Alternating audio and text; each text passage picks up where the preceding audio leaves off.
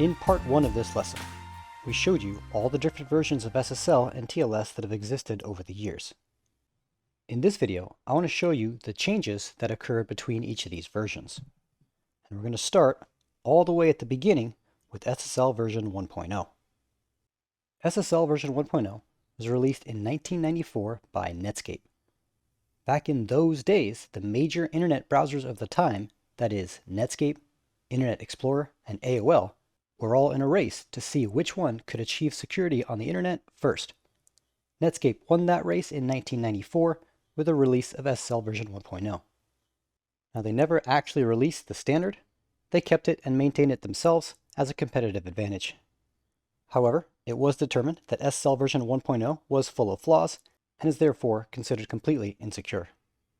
This prompted Netscape to go back to the drawing board and 1 year later release SSL version 2.0. SSL version 2.0 was again developed by Netscape and was a complete redesign of SSL version 1.0. This redesign was meant to fix all of the flaws with SSL version 1.0 prior. Unfortunately, it was determined that SSL version 2.0 was also full of flaws and was therefore also considered completely insecure.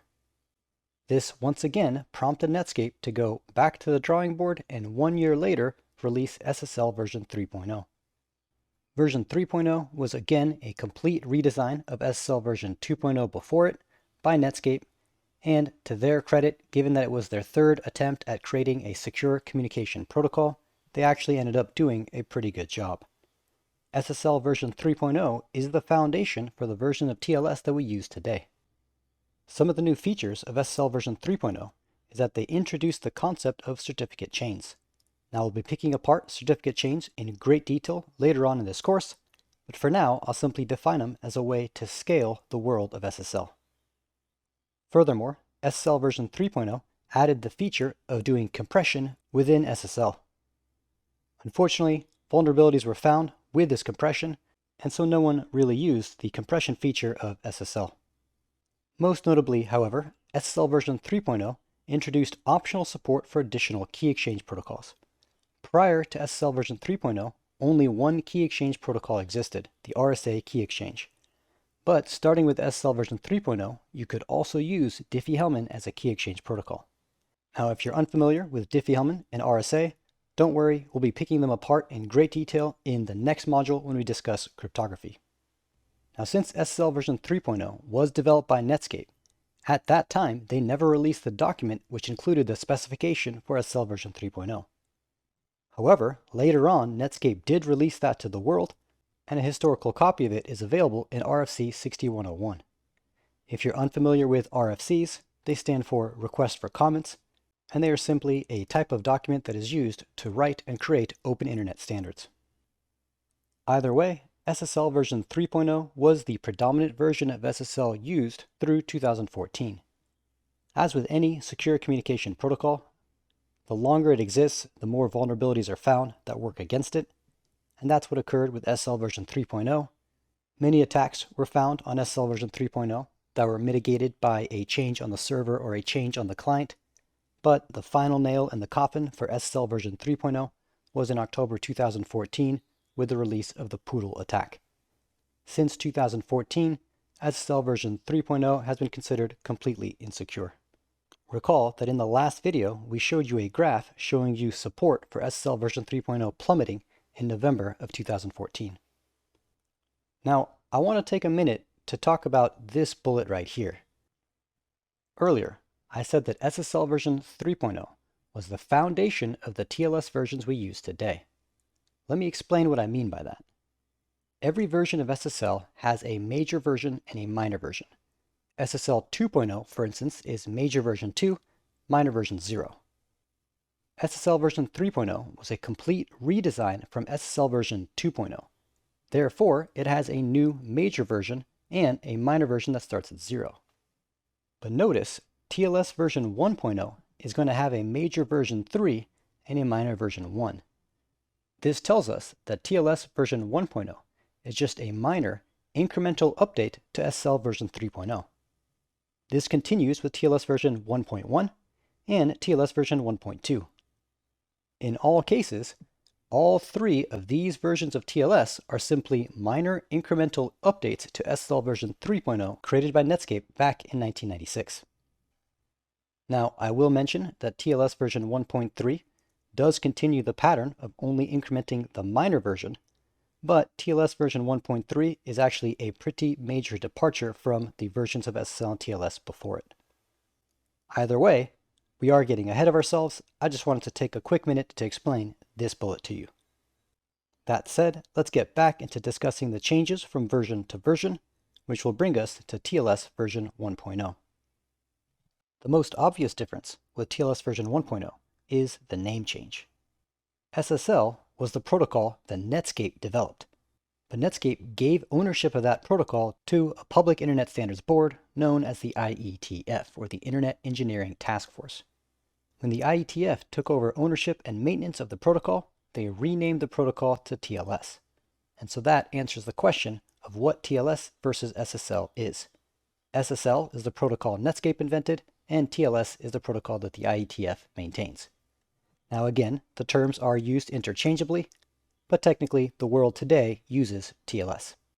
The original specification, released in 1999 for TLS version 1.0 by the IETF, is available in RFC 2246, and TLS version 1.0 is largely identical to SSL version 3.0 before it. There were a few minor changes. TLS 1.0 introduces support for HMAC. We'll be talking about HMACs in the cryptography module. And TLS 1.0 required adding support for additional key exchange.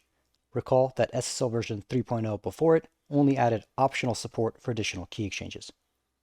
The major vulnerability for TLS version 1.0 was the Beast attack, which was an attack on CBC ciphers. CBC stands for Cipher Block Chaining, and we'll be talking about CBC ciphers when we discuss ciphers in Module 5. The Beast attack has been mitigated by modern browsers, and that brings us to TLS version 1.1. TLS version 1.1 was released in 2006. The original specification can be found in RFC 4346. It is largely similar to TLS version 1.0 before it, but some differences exist.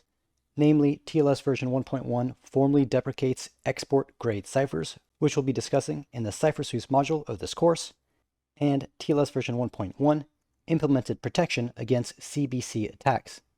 That Beast attack that we just discussed, that TLS version 1.0 was vulnerable to, is a CBC attack. And so you'll see that using TLS version 1.1 makes you immune to attacks like the Beast attack. Now, you'll notice that I didn't tell you whether TLS version 1.0 and TLS version 1.1 were secure or not. Well, I'd like to answer that question for you now. Officially, as of March 2021, TLS version 1.0 and 1.1 are deprecated, which means they are no longer recommended for use on the public internet. This change was actually meant to occur in the summer of 2020, but it was pushed back because of COVID-19. Currently, if you're trying to attain some sort of compliance certification, meaning something like HIPAA or something like PCI or something like NIST certification, using TLS version 1.0 or 1.1 will cause you to fail that certification. Some of these compliance boards do make small exception edge case allowances for the use of TLS 1.0 and TLS 1.1, but over time these will fade. So officially, TLS version 1.0 and 1.1 are not recommended for use on the public internet. But since this change just occurred, support for TLS 1.0 and 1.1 will slowly fade over the next few months, potentially up to a year. Which finally brings us to TLS version 1.2. TLS version 1.2 was released in 2008. The specification for TLS 1.2 is available in RFC 5246. It is largely similar to TLS 1.1 before it. Some of the major changes are they improved the security of generating session keys, and they introduced support for AEAD ciphers. AEAD stands for Authenticated Encryption with Associated Data, and we'll be picking apart AEAD ciphers in great detail in the Cipher Sweeps module of this course. But for now, I'll give you a quick definition of AEAD ciphers. Prior to AEAD, you would do authentication in one step and encryption in another step. And what could happen is if you had a weak implementation of one, it could compromise a potentially strong implementation of the other. But with AEAD ciphers, you do both in the exact same step in a secure way. ensuring that one implementation doesn't compromise the other. So that is what an AEAD cipher is. TLS version 1.2, along with TLS version 1.3, is considered secure and the recommended version of TLS you should be using today. Which brings us to TLS version 1.3. TLS 1.3 is brand new. It was ratified in 2018. The TLS 1.3 specification is available in RC 8446, and TLS 1.3 is actually a pretty big departure from the TLS versions before it. So much so that we're going to dedicate an entire module discussing the changes in TLS 1.3. But for now, I do want to give you a high-level overview of some of those changes.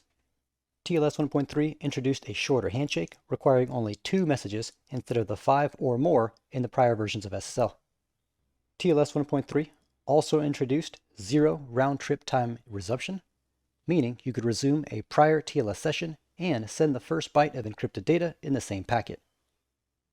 TLS 1.3 also requires forward secrecy. Now, forward secrecy is something we're going to talk about later on when we discuss ciphers. Forward secrecy is an incredibly important concept in cryptography, so the fact that TLS 1.3 requires it is a huge step forward for security. We'll be discussing forward secrecy in great detail later on in this course. And finally, TLS 1.3 is going to require the use of AEAD ciphers. That new type of cipher we said was introduced in TLS 1.2 is now required in TLS 1.3. One of the major paradigm shifts with TLS 1.3 is that TLS 1.3 is going to start to favor security and simplicity over backwards compatibility. TLS 1.3 removes support for insecure algorithms. Prior versions of SSL kept having to deal with trying to support older versions and older protocols. That emphasis on backwards compatibility ended up being to blame for a lot of the vulnerabilities in TLS and SSL. While TLS 1.3 changes that mindset by favoring security and simplicity instead of backwards compatibility. That's part of why TLS 1.3 is such a major change from 1.2 and the versions prior. Either way, that is a high-level introduction to TLS 1.3, and of course, TLS 1.3 is considered secure by today's standards. And that wraps up our brief look through all the different versions of SSL and TLS that have existed over the years. I want to leave you with the same graph we looked at in part 1 of this lesson. Hopefully now, having more information about the different versions of SSL, you can understand a bit more context about what this chart is trying to show you. Either way, that wraps up this lesson on the different versions of TLS and SSL. The main takeaway is understanding all the different versions that exist and some of the changes that occur from version to version. I hope you enjoyed this lesson. I want to thank you for watching, and we'll see you in the next one. Did you enjoy this lesson? Do you want to understand the rest of the SSL and TLS ecosystem? If so, you'll want to check out my new course, Practical TLS. It's a comprehensive deep dive into the world of SSL and TLS designed to make you an SSL expert regardless of where you are now. This course is all you need to help you become the next SSL expert on your team or to help you nail those job interview questions. To learn more, check out pracnet.net/TLS or click the link in the description. Otherwise, thank you for watching, and we'll see you in the next video.